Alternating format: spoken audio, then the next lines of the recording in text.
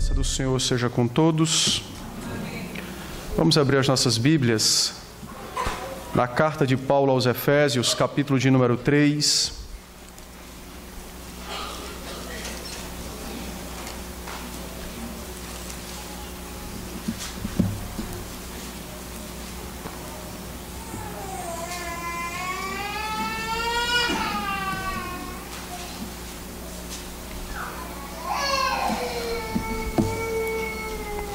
Efésios 3, nós vamos ler os versos de 1 a 13, de 1 a 13.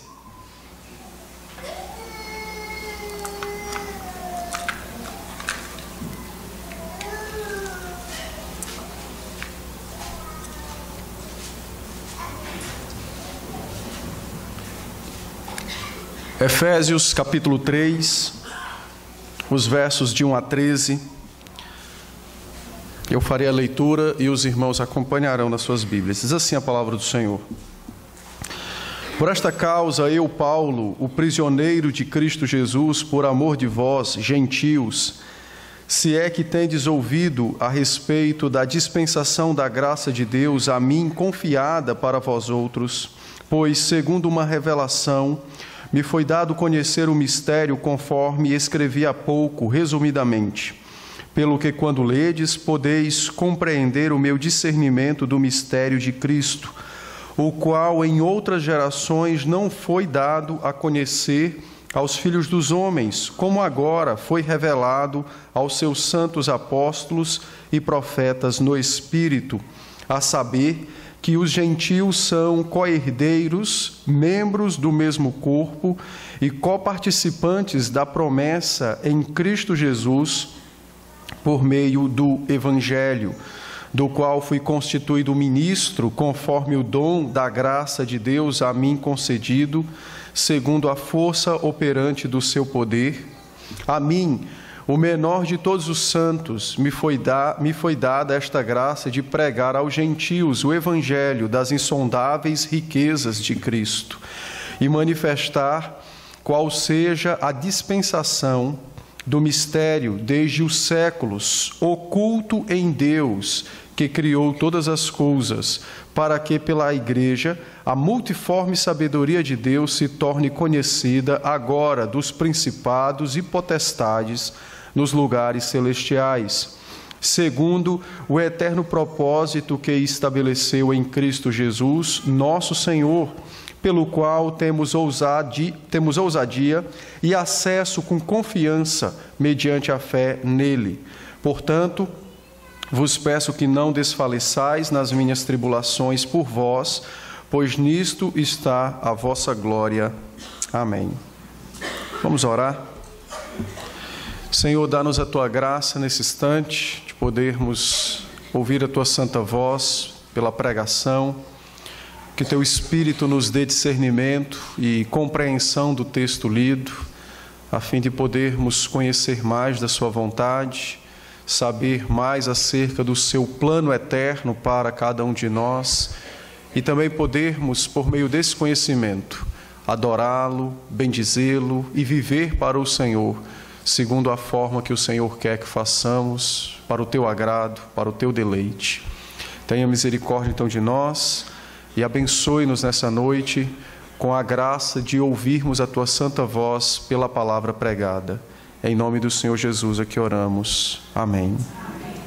Amém. Meus irmãos, esse texto que nós acabamos de ler, ele se constitui então numa perícope dividida em três partes, num texto que se divide em três partes. O primeiro verso e o último verso constituem uma única parte. Os versos de 2 a 8, ou 2 a 7, melhor dizendo, constituem-se numa segunda parte que trata sobre o ministério do apóstolo Paulo. E os versos de 8 a 12 tratam sobre a igreja como a fiel depositária do Evangelho de Deus na terra. Esse texto, ele é um texto extremamente interessante, ao mesmo tempo que muitas das coisas que Paulo já nos disse aqui, nós já vimos nos capítulos anteriores.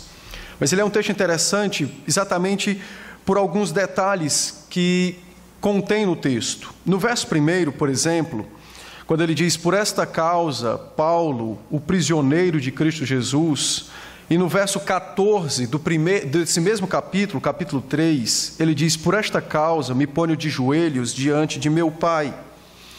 A ideia, então, é que o apóstolo Paulo tinha algo em mente para escrever e que, por alguma razão, pela divina instrução do Espírito, ele interrompeu a sua escrita.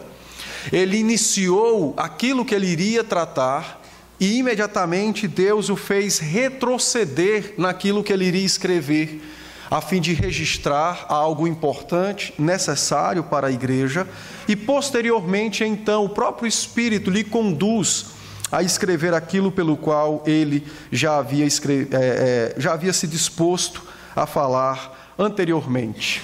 Esse detalhe, então, nos leva a crer que o apóstolo Paulo iria tratar sobre uma oração. Ele iria falar, ou iria mais uma vez orar em favor daquela igreja, e certamente em nosso favor, já que o texto se aplica a nós também, para que nós pudéssemos, como a igreja de Cristo, viver as verdades já recebidas, das quais ele mesmo nos disse que escreveu resumidamente nos capítulos anteriores. Entretanto, antes de escrever essa oração, Deus então o faz se afastar desse projeto original, a fim de que ele pudesse então nos esclarecer alguns detalhes a mais acerca da nossa salvação, do tempo em que vivemos, do evangelho que nós possuímos. Por isso então, nós vamos ver esse texto agora, e a perspectiva que nós vamos olhar o texto é exatamente essa, de uma oração do apóstolo, apesar de ele ter fugido um pouco do seu propósito original, mas a oração do apóstolo para que os crentes vivam o evangelho do Cristo encarnado, que vive no meio de nós e conosco. Quando ele diz, por esta causa, eu, Paulo, sou o prisioneiro de Cristo Jesus, ele começa então a mostrar a sua afeição e afinidade pela igreja dos Efésios. Nós temos que nos lembrar que o apóstolo Paulo pastoreou aquela igreja por 3 anos, voltou outras vezes lá. Essa igreja, como nós vimos alguns domingos atrás, foi uma igreja alvo dos seus cuidados. O seu maior pupilo, Timóteo, foi pastor dessa igreja por diversos anos. O próprio apóstolo João pastoreou essa igreja no final do seu ministério apostólico, da sua vida. Então, há uma relação íntima entre o apóstolo e a igreja. E ele, então, deixa isso bem claro quando ele diz, por esta causa, eu, Paulo. Ao dizer isso também, ele coloca-se dentro de um relacionamento cristão, dentro de um relacionamento onde ele, como um crente, tem laços e vínculos com os outros crentes, os que residiam na cidade de Éfeso. De um certo modo, o apóstolo Paulo nos conduz a compreender que há uma ligadura, uma ligação, há uma interdependência dos crentes uns com os outros e com o próprio Cristo, e nesse caso por meio do seu apóstolo. Então há um relacionamento entre eles, de maneira que, como nós veremos no verso de número 13, pelo fato de estarmos ligados, vale a pena sofrer por Cristo e vale a pena sofrer pelo bem do nosso irmão, pelo bem daquele que pertence a Cristo, já que nós estamos unidos, já que nós estamos ligados uns aos outros pelo amor e pela presença do próprio Senhor Jesus. Paulo, então, quando ele diz eu, Paulo, ou por esta causa, a ideia do apóstolo é que o coração da igreja de Éfeso compreendesse então esse relacionamento, esse chamado, compreendesse a verdade que já havia sido trazida anteriormente e pudessem então agora atender a um desejo, ou na verdade a uma orientação do apóstolo. Qual? A de viver, a de usufruir, a de ser capaz de experimentar nesta terra todos os privilégios santos e benditos trazidos a nós pelo Senhor Jesus Cristo, quando nos transformou em seu santuário, quando nos transformou em seu templo, quando nos fez a sua habitação. Olhe comigo o verso 12, quando ele diz: pelo qual temos ousadia e acesso, temos ousadia e acesso com confiança, mediante a fé nele. E no verso de número 10, ele diz que pela igreja, pelos crentes, Deus vai manifestar a sua multiforme sabedoria.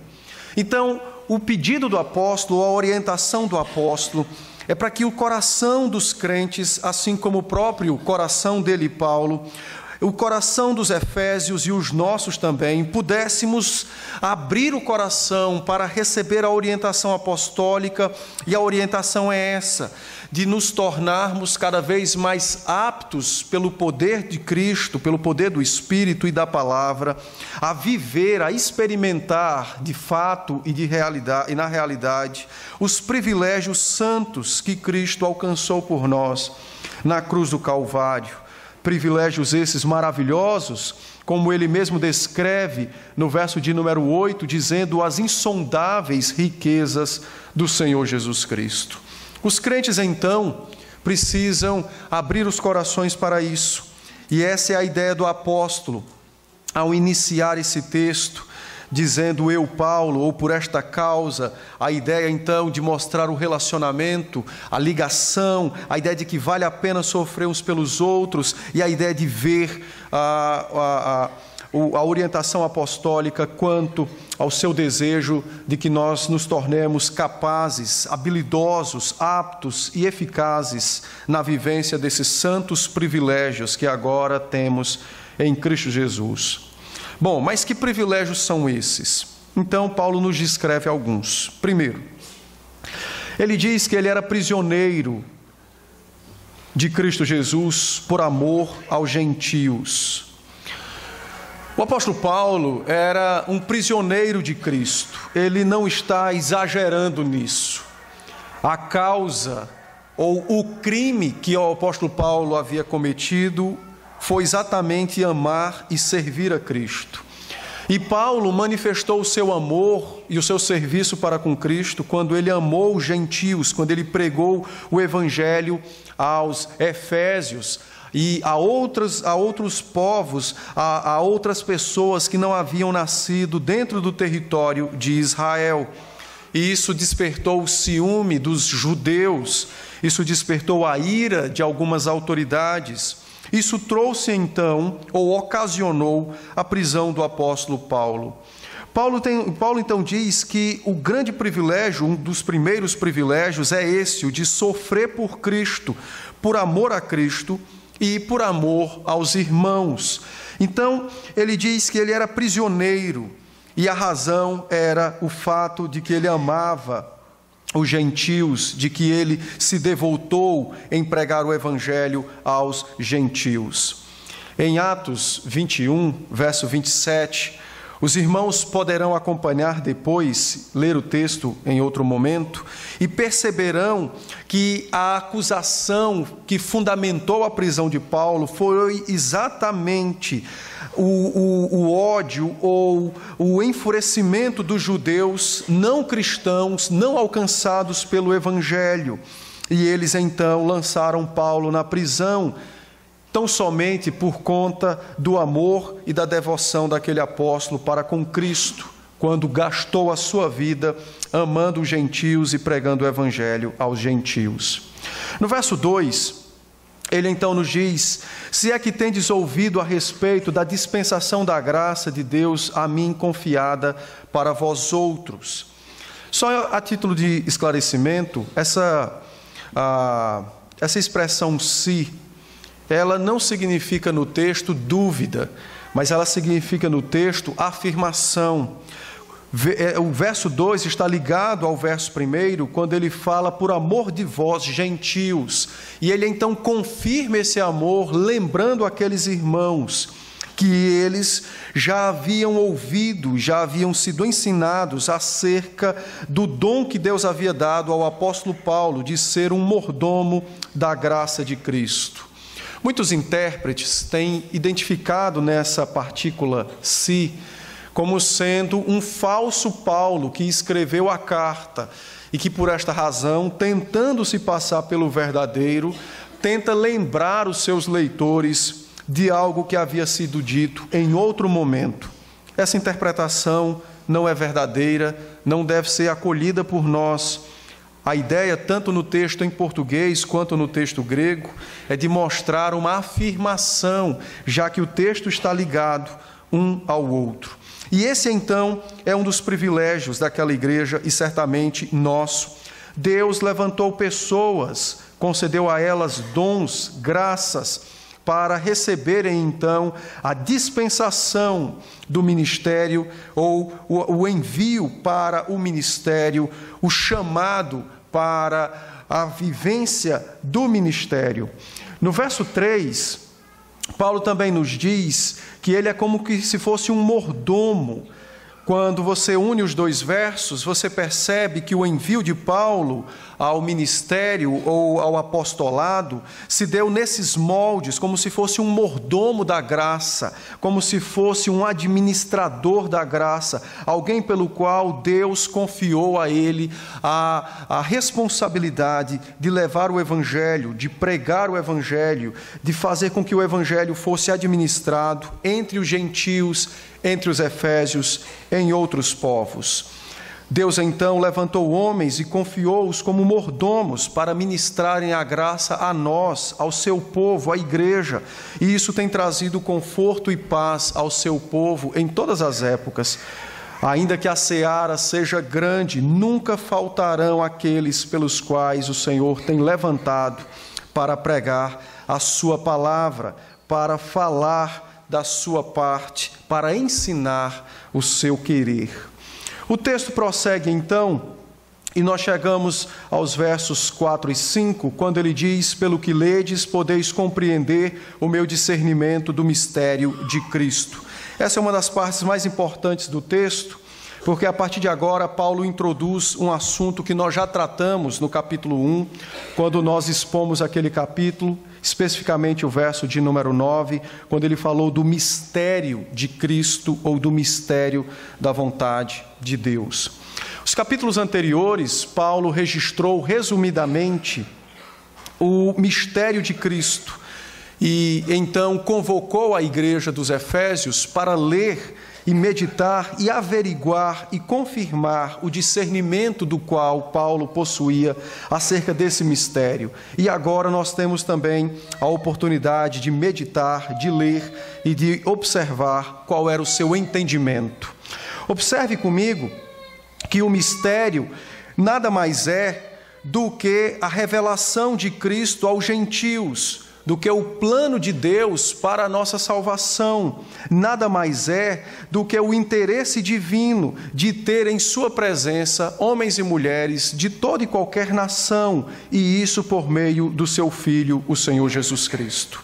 No verso 5, ele nos diz que esse mistério foi oculto em outras gerações, não foi dado aos filhos dos homens em outras gerações. E aqui nós temos um outro privilégio da igreja de Cristo, a revelação de Cristo nítida e clara diante dos nossos olhos. Quando ele diz que não foi dado em outras gerações, ele não está dizendo que esse mistério foi oculto ou que a igreja no Antigo Testamento não o conhecia e ficou chocada quando recebeu tal revelação. Em hipótese alguma. O que Paulo está dizendo é que no Antigo Testamento a revelação de Cristo, a revelação da sua vinda, a revelação da nossa salvação, a extensão da nossa salvação, a maneira como Cristo iria nos salvar, mesmo se sacrificando, isso era claro no Antigo Testamento, mas não por meio de cruz, não foi dito que era por meio de cruz. Tudo isso, então, Paulo nos diz que foi a maneira como Deus ocultou essa verdade no Antigo Testamento, mas nos revelou agora no Novo Testamento e trouxe, então, a plena luz ao seu povo por meio dos santos apóstolos e dos santos profetas. Deus, então, tem nos dado um grande privilégio, o privilégio de conhecer as insondáveis riquezas do Evangelho do seu Filho, ao qual, no passado, foi oculto, foram ocultadas, foram escondidas, foram trazidas ao povo, mas por meio de sombras, de tipos, não foi dado a eles claramente aquilo que aconteceria quando Cristo viesse para nos salvar. Nós temos então um dos maiores, se não o maior de todos os privilégios, o de poder conhecer Cristo, o de poder vê-lo face a face pelas Escrituras, o de conhecê-lo plenamente e de conhecer tudo aquilo que estava registrado a seu respeito e acerca da sua obra em nosso favor. Então, Paulo nos diz que esse grande privilégio foi dado aos crentes. Entretanto, foi oculto no passado em outras gerações. É bem verdade que em Gênesis 12:3, Deus disse que por meio de Abraão abençoaria todas as nações da terra. Mas não foi claro naquele texto a maneira como isso seria feito. Ele não descreveu o tempo em que isso iria ocorrer. Ele não disse o modo, ele não deixou claro todas as coisas pelas quais foram dadas a nós agora em Cristo Jesus. Por isso, então, Paulo diz que esse mistério, o qual foi dado aos apóstolos e aos profetas, esse mistério nada mais é do que a revelação do plano, do desejo, do intento de Deus de viver com os homens eternamente e de não ter uma vida aparente, mas real. E para que isso acontecesse, era necessário que o seu Filho viesse, encarnasse, desse a sua vida em nosso favor para resgatar-nos do poder do pecado, de Satanás e da condenação. No Antigo Testamento, os crentes foram salvos pela fé. A sua fé estava fundamentada no Redentor, mas o Redentor era desconhecido aos seus olhos. O Redentor foi apresentado por meio de tipos. Era o Cordeiro na Páscoa, era o Cordeiro como oferta pelo pecado, era o bode Azazel no dia da expiação. O Cordeiro, ou o bode, ou o novilho eram tipos. Os crentes no Antigo Testamento, todos foram salvos, crendo exatamente no Redentor, mas não o conheciam plenamente como nós o conhecemos. Foi apresentado a eles por meio de sombras. Era o sacerdote que os carregava no peito quando entrava no Santo dos Santos. Era o próprio altar que expiava os seus pecados. Era o próprio templo que apontava para a residência e para a presença de Deus no seu meio, no meio do povo. Agora, Paulo diz, não mais estas coisas, não há mais sombras, não há mais tipos, mas nós temos a realidade. O mistério foi revelado agora por meio dos santos apóstolos e dos profetas no Espírito. O Espírito de Deus, que sonda a mente de Deus, deu a conhecer aos homens o que estava nesta mente, na mente divina, o seu plano para a nossa redenção, o seu plano para viver conosco, o seu plano para nos ter para Ele por todos os tempos, o seu plano bendito, que não foi revelado anteriormente, mas agora foi revelado aos santos apóstolos e aos profetas. Esses homens, os apóstolos e os profetas, receberam por meio do Espírito o dom de interpretar as profecias do Antigo Testamento, de interpretar a lei mosaica, de interpretar os símbolos e os sinais que foram dados lá. E dessa maneira, pela ação do próprio Espírito, eles puderam ensinar a igreja e fundar a igreja, ou lançar os alicerces da igreja de Cristo, do qual o próprio Cristo é o centro e é o fundamento da igreja. Os santos apóstolos e os profetas, então, receberam da parte do Espírito Santo o poder para discernir e para interpretar perfeitamente bem todo o Antigo Testamento e ligá-lo e aplicá-lo e vinculá-lo ao Senhor Jesus Cristo. É por esta razão que a nossa interpretação não pode ser dissociada da deles. É por esta razão que qualquer entendimento de nossa parte contrário ao dos apóstolos deve ser muito bem pensado e repensado, não pode ser aceito de qualquer maneira, porque a eles o Espírito deu o poder e o dom de interpretar, de discernir, de conhecer o Cristo que foi oculto no Antigo, porém revelado no Novo, e de conhecê-lo no Antigo para fazer a ligação, para fazer então essa transposição do Velho Testamento para o Novo Testamento. A igreja de hoje tem esse grande privilégio. Nós conhecemos Cristo face a face pela palavra, ainda que não saibamos a cor de seus olhos, mas nós conhecemos a sua face ensanguentada por nossa causa na cruz. Nós podemos vê-lo nitidamente dramatizado na ceia, como revelado a nós pela palavra, pelo Espírito. Sabemos o que paira nas palmas de suas mãos, aonde se assenta, aonde reina, o que faz e o que fala. Ele trabalha arduamente por nós, intercede por nós. A voz de Cristo diante de seu Pai não é por si mesmo, é exatamente pela igreja que reside na terra, mas que não é da terra, que precisa dos seus auxílios e dos seus cuidados. Cristo Jesus, então, nós o conhecemos não plenamente, não chegamos ainda a esse estágio no céu, sim, mas nós o conhecemos claramente, nitidamente, sabemos quem Ele é, quais as obras de suas mãos, os efeitos dessas obras. E hoje a igreja do Novo Testamento, nós, os crentes, temos grande privilégio, muito maior do que o privilégio dos judeus, ainda que tivessem a sombra da nuvem, ainda que tivessem a presença do templo, ainda que tivessem uma arca da aliança, tudo aquilo era sombra da realidade da qual nós vivemos hoje, porque vivemos com Cristo, o Filho de Deus, oculto no Antigo Testamento, mas revelado a nós agora pelos apóstolos e pelos profetas, no Novo Testamento, na palavra a qual nós possuímos, da qual podemos ler, meditar, da qual o Espírito opera em nosso coração.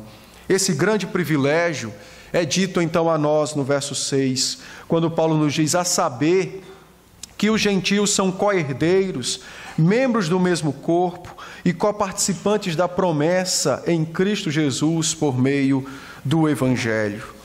Meus irmãos, é certo que nos nossos dias nós não temos como mensurar toda a rivalidade, toda a rixa e a ira que havia no coração dos judeus quando foi pronunciado que Deus amava os gentios. Nós estamos distantes daquela época. Entretanto, aqueles nossos irmãos experimentaram toda aquela dificuldade e toda aquela dureza. Os judeus arrogavam-se ser o único povo de Deus. De repente, Cristo derruba os muros desta verdade.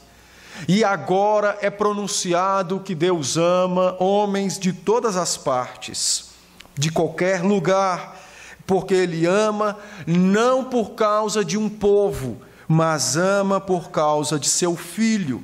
De fato, Deus ama homens em Cristo Jesus. Quando ouviram essa notícia de que não eram mais o único povo de Deus, o povo singular de Deus, mas que agora Deus rompera com estas barreiras e alcançava homens e mulheres de todas as partes, ficaram perplexos e perturbados. E é por esta razão que Deus deu, naquele período, sinais de conversão. Foi por esta razão que o Espírito Santo veio nos dias da igreja, no seu início, como não vem mais hoje, por meio de todos aqueles sinais e aqueles prodígios. Era exatamente para convencer e para contraditar o coração orgulhoso dos judeus, era exatamente para mostrar que não havia duas igrejas ou dois deuses, mas um único Deus e uma única igreja, e que a sua igreja agora não seria mais composta de judeus com inclusão de gentios, mas seria sim agora a sua igreja, Cristo Jesus, e em Cristo homens e mulheres de todas as partes, ligadas a Deus por Cristo, vivendo em Deus por Jesus Cristo. Paulo então diz, a saber que os gentios são co-herdeiros. Por que co-herdeiros? Porque já há um herdeiro. O herdeiro é o próprio Cristo. Perceba, no Antigo Testamento, porque Cristo foi ocultado dos judeus, mas era o povo da aliança, Deus tornou o povo o herdeiro. Mas quando Cristo vem, Ele se torna o próprio Israel de Deus. Ele é o herdeiro por excelência. E agora nós, estando nele, somos herdeiros da herança dele. A linguagem que é usada no texto é para nos fazer entender a nossa ligação com Cristo, o nosso pertencimento a Ele, a nossa união com Ele. O texto nos diz que no Antigo Testamento foi oculto, por isso o povo se tornou o próprio herdeiro. Mas o povo era falho e se tornou herdeiro apenas tipologicamente, simbolicamente, até o dia então que o verdadeiro herdeiro, o verdadeiro Israel de Deus, Jesus Cristo, viesse a este mundo e agora em Cristo, tanto judeus quanto gentios de qualquer nacionalidade, de fato agora podem se relacionar com Deus, pertencer a Deus, porque eles estão no próprio Deus. No Antigo Testamento, um gentio, para ser salvo, tinha que se tornar judeu. Agora, no Novo Testamento, um homem para ser salvo tem que ser um crente, um cristão, tem que possuir Cristo, tem que ter Cristo. E é exatamente isso que Paulo está nos dizendo. O mistério do Evangelho é simples e é complexo, mas o mistério do Evangelho é exatamente o plano de Deus de possuir homens e mulheres, não por meio de uma nação, mas por meio do seu próprio Filho, a quem constituiu herdeiro, dono de todas as coisas. E nós, estando em Cristo, nos tornamos co-herdeiros com Cristo. Veja que ele diz mais, ele diz que os crentes são membros do mesmo corpo, falando agora da igreja, ao mesmo tempo do próprio Cristo. Somos o corpo de Cristo, é o que diz a palavra.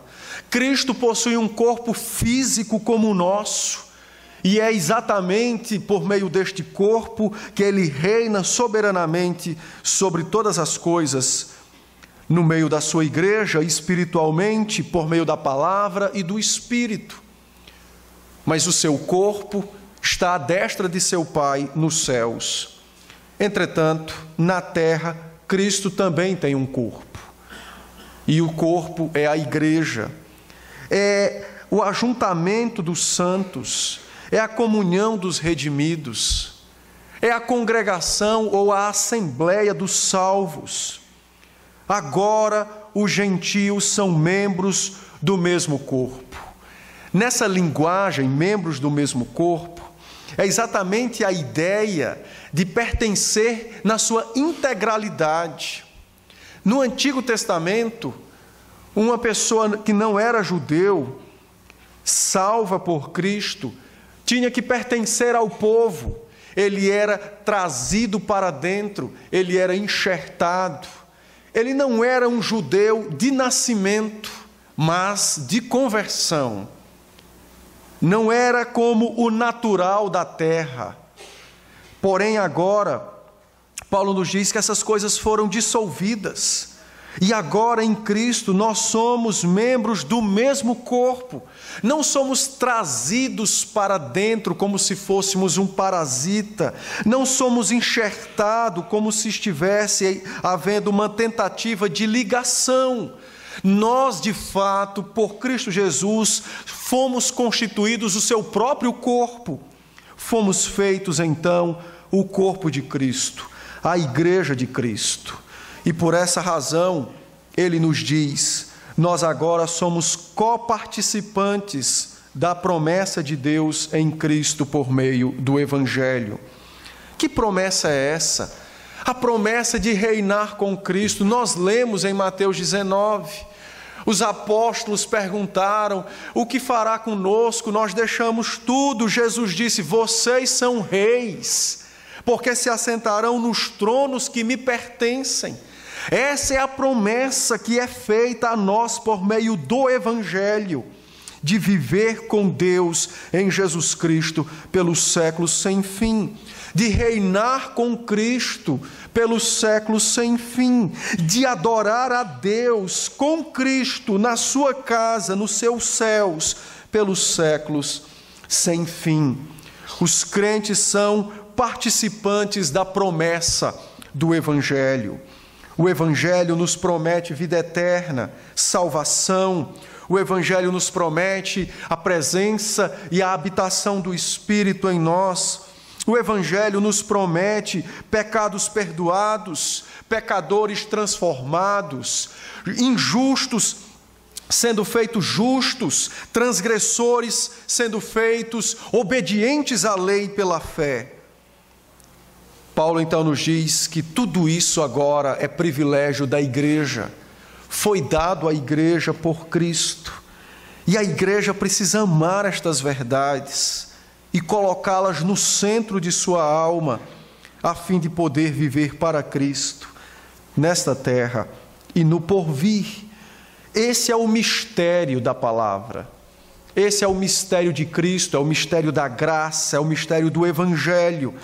É o desejo de Deus, por meio de seu Filho, de viver conosco, de habitar conosco, de nos ter como seu povo, como seus filhos, de nos ter para si mesmo. É o Evangelho de Cristo. Agora, Paulo nos diz, os gentios possuem todas estas bênçãos. Agora, a palavra de Gênesis 12:3, dada a Abraão, alcançou os gentios. Eles foram abençoados, eles foram alcançados pela mesma bênção que Deus havia dado a Abraão, a fé no Messias, a fé no Salvador.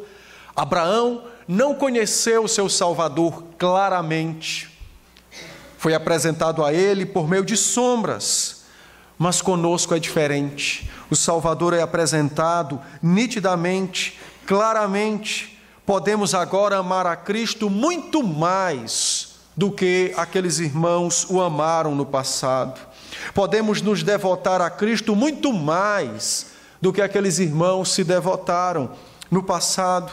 Podemos agora, com mais ousadia, fé e confiança, adentrar aos portões dos céus, com uma vida santa, com oração, com coração transformado, muito mais do que qualquer crente no Antigo Testamento.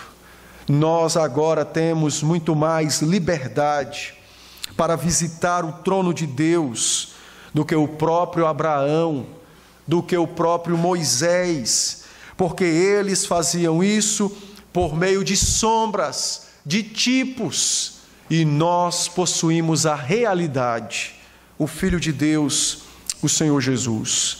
Então esse é o mistério que a palavra revela para nós, o mistério do Evangelho, o desejo de Deus, ou a declaração de Deus de ter um pacto, um casamento, um relacionamento formal e legal com homens e mulheres, por meio de Jesus Cristo, o seu bendito e maravilhoso Filho. Mistério, no Novo Testamento, na Bíblia como um todo, significa uma verdade desconhecida para nós, porém conhecida por Deus. não é um negócio mirabolante. Então, assim, esses dias eu ouvi um pastor comentando exatamente isso. Se alguém chega para vocês assim, olha, eu vou pregar, vou falar um mistério para você, e esse mistério não é a Bíblia, então corra, porque esse mistério de fato é um mistério, porque é uma mentira. O mistério bíblico é as Escrituras, é o Evangelho. O mistério que nos é dado por Deus é de ler na palavra e de encontrá-lo falando pessoalmente a cada um de nós, revelando-nos quem Ele é, as obras das suas mãos, o seu caráter, suas perfeições, seu amor para conosco e, principalmente, o seu desejo de nos ter com Ele pelos séculos sem fim. Esse é o mistério, e isso está na palavra, em cada folha das Escrituras, em cada verso. Então, mistério, se não for as Escrituras, não dê ouvidos, porque pode ser um mistério de Satanás, mas não do Senhor. Pode ser um mistério do mundo, mas não de Cristo. Então, esse privilégio a igreja possui, essa dádiva nós temos de conhecer Cristo, de receber a revelação de Cristo. E agora pesa, logicamente, sobre nossos ombros uma maior responsabilidade. O Senhor Jesus mesmo afirmou que a quem muito é dado, muito será cobrado. E hoje nós temos nas nossas mãos a totalidade da revelação de Deus. Então há muito mais peso sobre nossos ombros no que diz respeito a conhecer, viver e amar o Senhor, porque também nos é dado maiores oportunidades, nos é dado maiores instrumentos para crer, para amar, para viver com o Senhor e para o Senhor. No verso 7, então,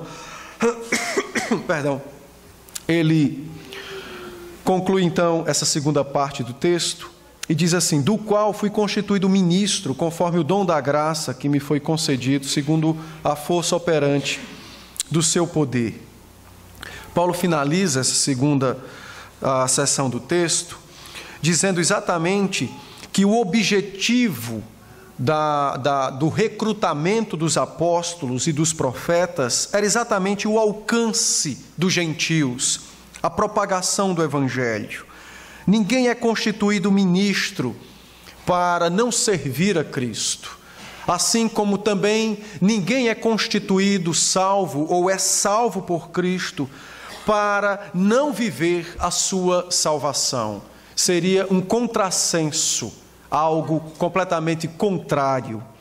Assim como Deus então constituiu os ministros para pregar o Evangelho, e nesse caso o apóstolo Paulo, ao qual ele diz que o fim do seu ministério, o propósito de tudo isso, dessa revelação, desse derramar do Espírito naqueles dias, dessa vocação para o apostolado e para ser profeta, era então que os gentios fossem alcançados pelo Evangelho, por meio do ministério da palavra, da pregação da palavra, a qual é acompanhada pela força que opera no poder de Deus. Em Romanos capítulo 1, o apóstolo Paulo nos disse que o Evangelho é o poder de Deus.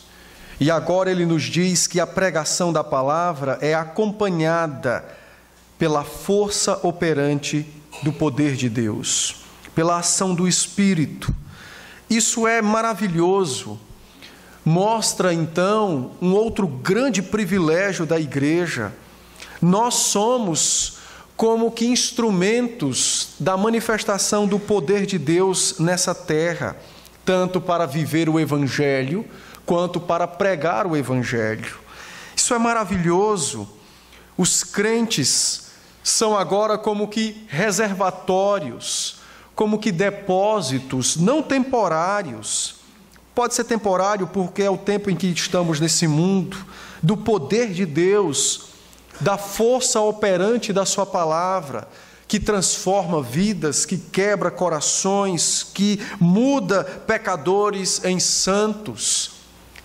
Isso agora então nos acompanha estar conosco, está em nós a força do poder de Deus, quando nós vivemos a palavra, e no caso do apóstolo Paulo, por ser um apóstolo, pregando a palavra. O fim, então, de tudo isso é que a graça salvadora é revelada, é manifestada aos homens por esse ministério. E Cristo, sabiamente e bondosamente, recrutou pessoas para isso. Mas isso não exclui o dever de todos os crentes de testemunhar o seu amor e a sua fé naquele que o salvou das trevas, da condenação e do poder do pecado. A última parte desse texto, os versos de 8 a 12, tratam agora sobre a igreja constituída como o corpo, mas ao mesmo tempo como uma organização de fato.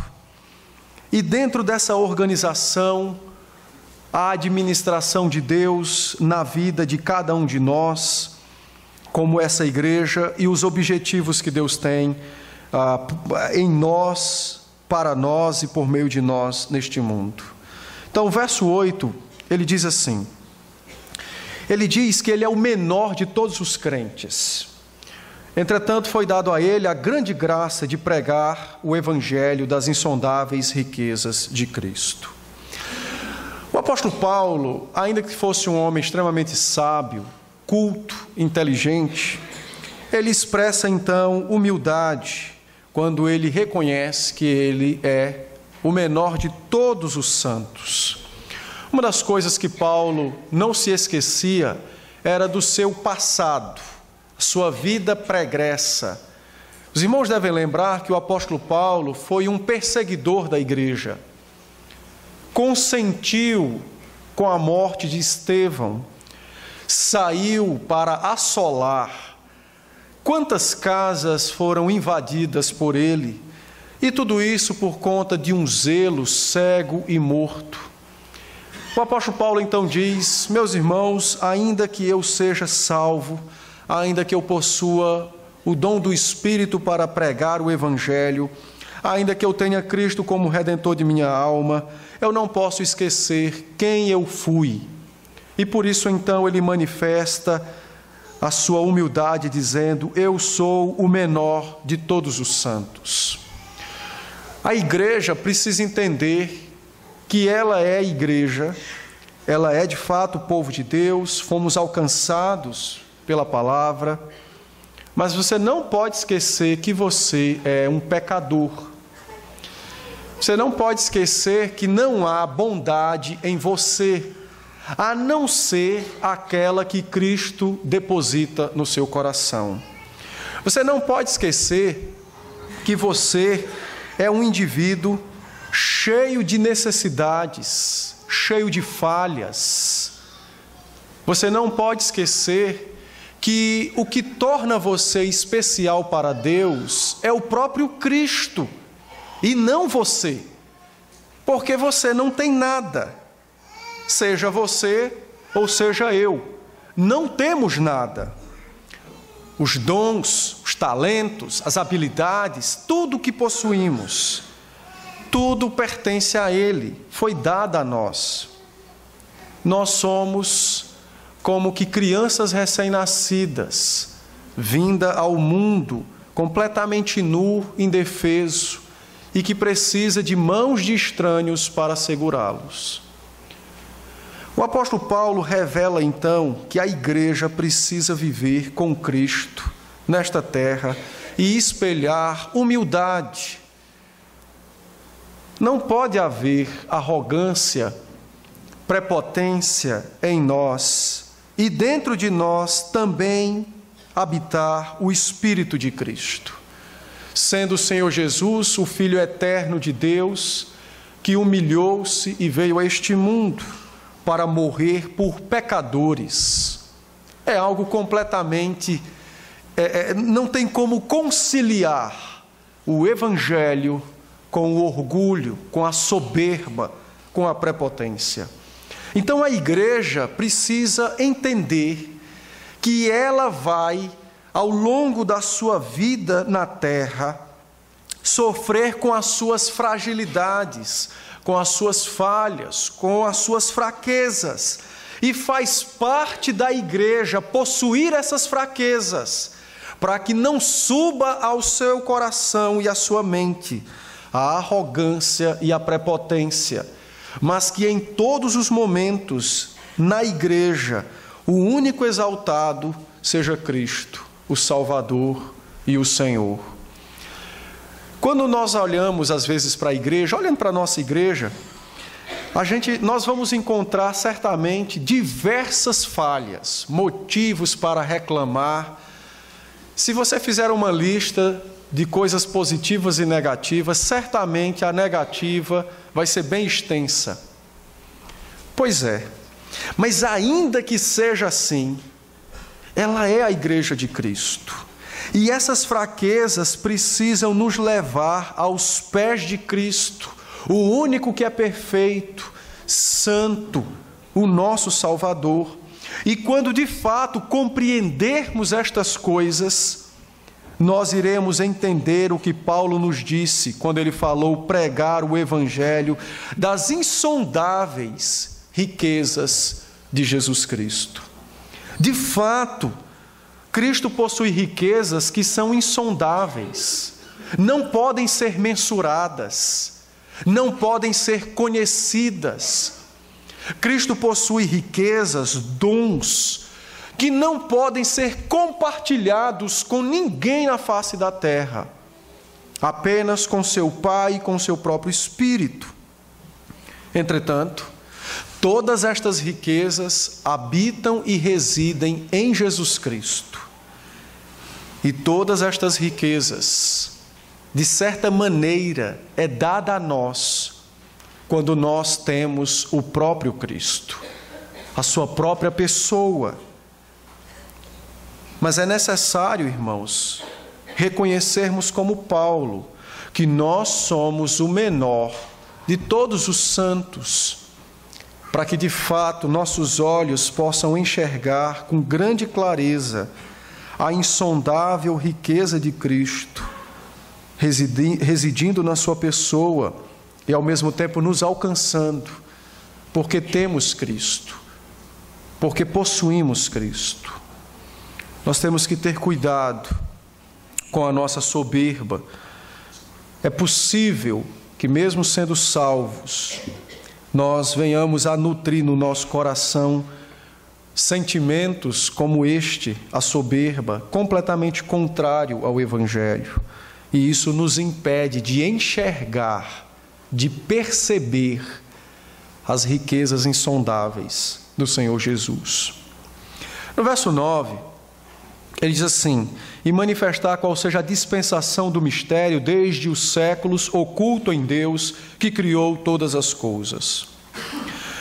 Paulo nos diz que essas riquezas insondáveis de Cristo, nos séculos passados, elas ficaram ocultas dos homens. Apenas Pai, Filho e Espírito as conheciam. Em Colossenses, capítulo 3, não falha a memória, Paulo vai dizer que as nossas vidas estão ocultas em Deus. Você deve lembrar, se não, mas acredito que vai lembrar. Lembra de um texto onde o Senhor Jesus disse que quando um pecador é salvo, existe alegria nos céus? Lembram? Pois bem, o que o Senhor Jesus disse em Mateus acerca disso é o que Paulo nos diz agora.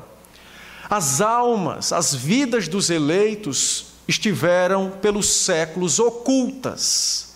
Somente Deus as conhecia. Ninguém mais conhecia. Os homens precisavam viver um dia após o outro para irem descobrindo o plano de Deus, da sua salvação e até mesmo a questão das conversões. Mas agora é diferente. Agora mudou, Paulo nos diz. Agora a igreja, de fato, ela está completa, sendo edificada a cada tempo por conta da conversão de pessoas. Mas a igreja, ela já está pronta nesse sentido de poder receber, abrigar os salvos. Porque Cristo já veio, já lançou os fundamentos, os apóstolos e os profetas, e agora nós somos trazidos para pertencer à igreja. E aí, é isso que Paulo nos diz no verso 10. Quando ele diz, para que pela multiforme sabedoria de Deus se torne conhecida agora dos principados e potestades nos lugares celestiais. Se torne conhecido o quê? Se torne conhecido essas riquezas insondáveis de Cristo que nos alcançaram. O que Paulo está nos dizendo é que os anjos não sabem nada sobre a graça divina. E eles estão aprendendo ao longo dos séculos sobre o amor de Cristo e sobre o amor de Deus. Nós temos a ideia de que os anjos conhecem as coisas. Pelo contrário, eles estão aprendendo. Deus está ensinando, a igreja, na verdade, é a escola de Deus, para ensinar aos seus anjos nos céus acerca do mais sublime do seu caráter, sua justiça, seu amor, a sua graça, por meio de Jesus Cristo. Então, ao longo dos séculos, e por meio das nossas vidas com falhas, como nós vimos no verso de número 8, as riquezas insondáveis de Cristo vão sendo descobertas e ensinadas aos anjos. É por isso que eles fazem festa quando um pecador se arrepende, porque eles conhecem naquele instante quem é o salvo que vai morar com eles nos céus e viver com Cristo pelos séculos sem fim. É por isso que quando um pecador é salvo, existe uma celebração, porque agora foi revelado a eles uma alma na terra, alcançada e descoberta pela graça e pelo Evangelho, pela cruz e pelo amor de Cristo. Esse mistério, esta verdade, ela foi oculta, tanto dos homens quanto dos anjos, mas agora está sendo revelada por meio da igreja. É a multiforme sabedoria de Deus sendo conhecida dos principados, das potestades nos lugares celestiais. Os anjos estão aprendendo, assim como nós, acerca da graça e do amor de Deus. Mas eles não têm Bíblia. Como é que eles aprendem? Por aqueles que têm, pela igreja. Eles enxergam e eles veem a operação do Espírito no nosso coração, ainda que tenhamos diversas fraquezas e pecados. Eles veem Cristo nos céus intercedendo por nós. Quando nós caímos em pecados, qualquer um iria dizer: Deus vai fulminá-lo, vai lançá-lo de sua presença. Eles testemunham Cristo dizendo: Pai, esse é meu, eu morri por ele. E imediatamente a ira é aplacada, é diminuída, e o Espírito visita o coração daquela alma. Eles estão vendo, estão aprendendo, estão conhecendo o Deus que eles servem, mas que decidiu ensinar a eles paulatinamente, ao longo dos séculos, quem Ele é, o Deus absoluto, amoroso, santo, e que decidiu viver com homens e mulheres pecadores por meio do seu Filho, o Senhor Jesus Cristo. Se você acha que os anjos sabem, os anjos estão aprendendo acerca da graça de Deus. Assim como nós, pela palavra e pela instrução do Espírito. A multiforme sabedoria divina tem sido dado a conhecer a eles, e assim como a nós. E aí, meus irmãos, permitam-me fazer uma aplicação. Essa verdade, ela é de um conforto sobrenatural. Ela é de um conforto que é inimaginável. Coisas que nós fazemos ou deixamos de fazer, coisas que nos acontecem hoje que talvez nós só saibamos o seu real propósito ou destino daqui a 10, 15, 20 anos ou quando morrermos. Mas coisas que nos acontecem, que afetam um, que afetam o outro.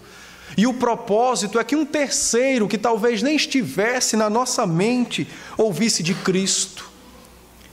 Mas por meio desses acontecimentos, Deus tem salvado os seus eleitos e tem ensinado aos anjos acerca da sua sabedoria. Como isso conforta o nosso coração, saber que a nossa vida está nas palmas da mão do Senhor e que Ele, com a sua multiforme sabedoria, tem conduzido nossas vidas para a sua glória, para a honra de seu Filho. Quem, como nós, pecadores, poderíamos um dia imaginar sermos instrumentos que redundaria na glória de Deus? Mas Ele tem nos feito, tem nos usado, nossas vidas têm servido a esse propósito. Por isso, se dirija com mais confiança, tenha mais paz no seu coração, tenha tranquilidade quanto ao dia de amanhã.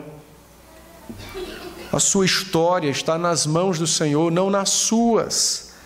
E Ele tem dirigido as nossas vidas conforme a sua sabedoria, que é insondável, perfeita.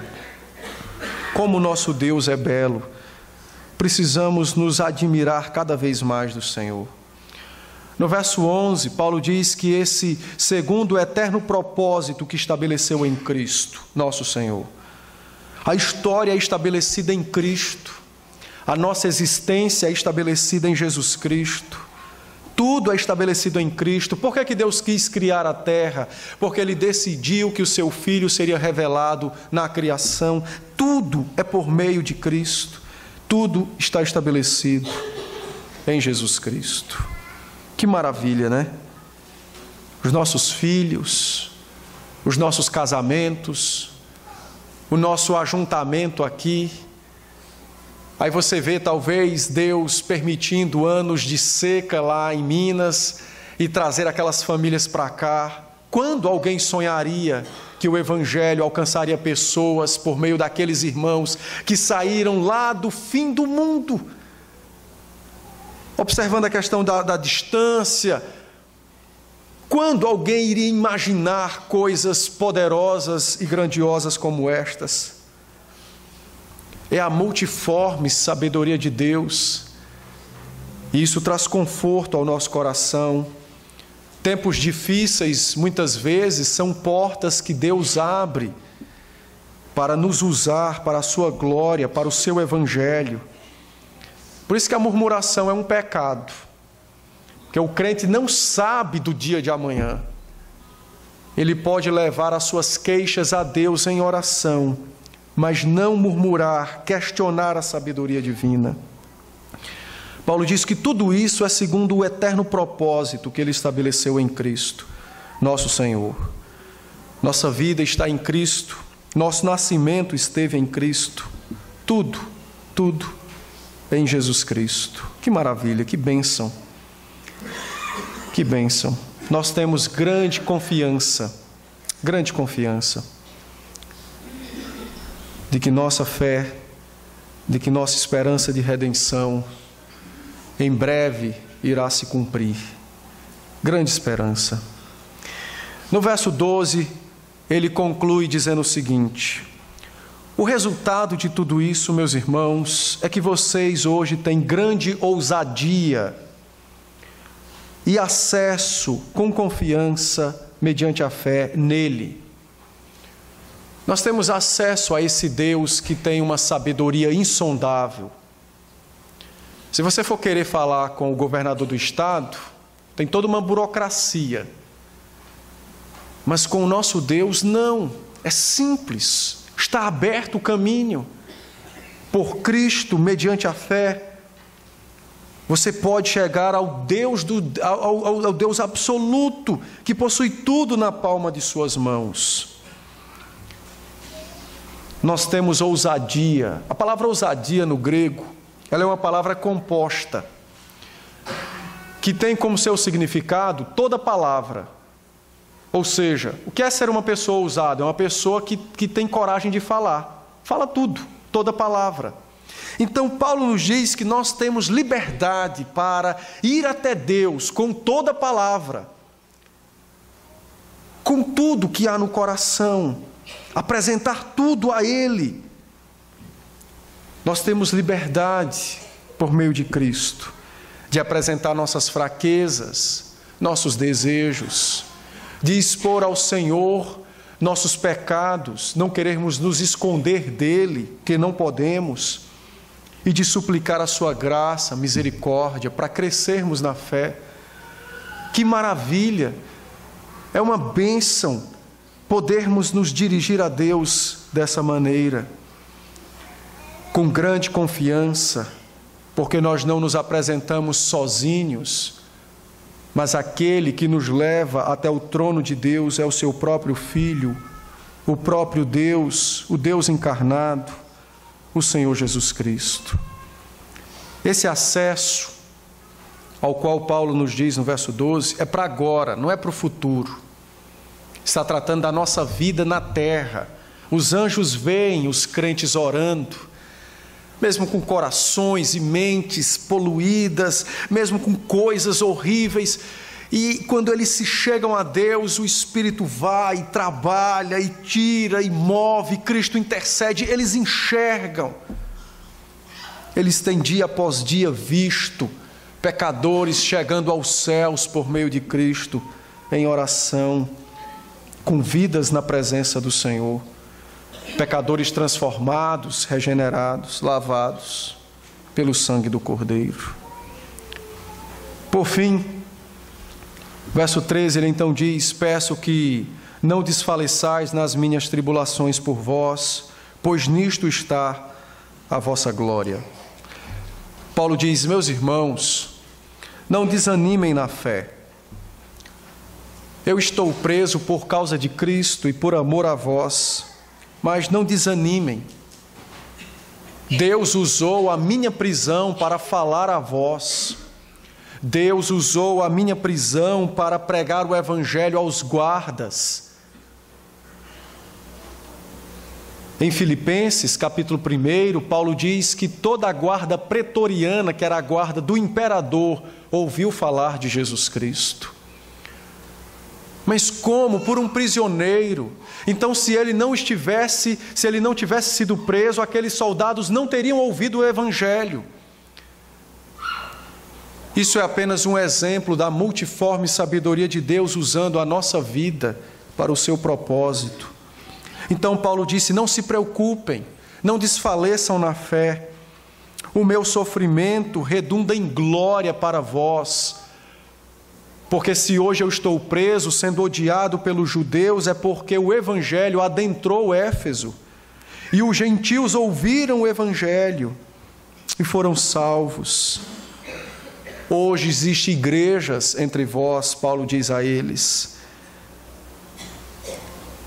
E se essas igrejas, para existirem, o preço seria a minha prisão, que preço pequeno. Que preço pequeno, porque o que mais vale é a vossa salvação e a vossa glória com Cristo Jesus. Por isso, não desanimem, mas permaneçam firmes na fé, por Cristo e para Cristo.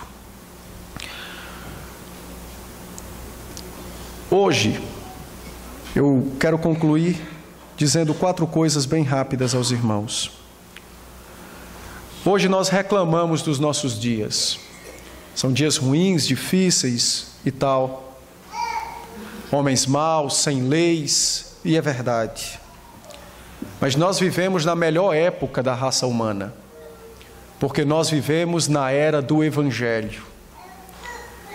Se você tivesse nascido 100 anos aqui atrás, possivelmente você não era um crente. A depender do lugar que você nasceu, no Brasil você não era um crente. Se você tivesse nascido na época do Império Colonial, você jamais teria ouvido de Cristo. Nós vivemos os melhores dias possíveis. E não é porque os nossos dias são bons, mas é porque nós vivemos na era do Evangelho. Quantos milhões e milhões de pessoas, somente em nosso território, não morreram sem ouvir de Cristo, nesses 500 anos de descobrimento? E nós fomos alcançados pelo Senhor. Por isso, quando você olhar para as dificuldades ao seu redor, não ignore as dificuldades, elas existem. Apresente-as a Deus. Mas não murmure, não diga, poderia ser outro tempo. Não, talvez em outro tempo você não conheceria Cristo. As nossas dores, as nossas cargas, as nossas lutas, nós não as conhecemos perfeitamente bem, mas elas são instrumentos na manifestação da glória e do plano da redenção de Deus. Então nós vivemos a melhor época. É a época de Cristo, é a dispensação do Evangelho. Então viva esses dias por Cristo e para Cristo. Ame Cristo. Em segundo lugar, o texto nos diz que nós temos que ter uma ousadia e confiança para irmos a Deus. É uma ordem apostólica. Então não ignore essa ordem. Você tem um auxílio dos céus. Eu acho interessante que hoje, com o advento do celular, da internet, as pesquisas vivem mostrando, né, a falta de companheirismo. Hoje as pessoas conversam pelo telefone, mas não conseguem falar umas com as outras. Há uma individualidade crescente, né? E falta relacionamento. E aí as recomendações dos psicólogos alguns exercícios e tal. Que nada. A Bíblia nos manda falar com Deus, a alguém disposto a nos ouvir todos os dias da nossa vida, todas as horas. Sendo Ele o Deus absoluto, por meio de Cristo, Ele quer nos ouvir. Então não ignore a oração, não ignore a sua convivência com Cristo, por favor. A sua saúde espiritual depende disso. O seu testemunho do Evangelho depende disso. Ore mais, busque mais o Senhor. Busque mais o Senhor. Para terminar então, o texto nos fala de que as nossas vidas, o Evangelho, tudo está administrado por essa multiforme sabedoria de Deus. E o conforto que isso nos traz é de que a nossa vida não repousa num edifício feito na areia pelas forças humanas, mas exatamente porque repousa na pedra que não pode ser movida, Cristo Jesus, nosso Senhor. Você precisa encontrar conforto nessa verdade. Você precisa encontrar repouso nessa verdade, ainda que passe por sofrimentos, por lutas. Mas Deus sabe o porquê de cada uma dessas dores. E Ele é poderoso para usar cada uma delas para a glória dEle e certamente para o nosso próprio bem. Então, entregue o sofrimento, as aflições, as tristezas, os problemas. Entregue ao Senhor. Confie no Senhor. Resolva-os pela palavra. Você irá provar cada vez mais da graça e da glória do Senhor. Que Deus nos abençoe. Eu convido os presbíteros a vir aqui à frente. Nós vamos nos preparar para a ceia do Senhor.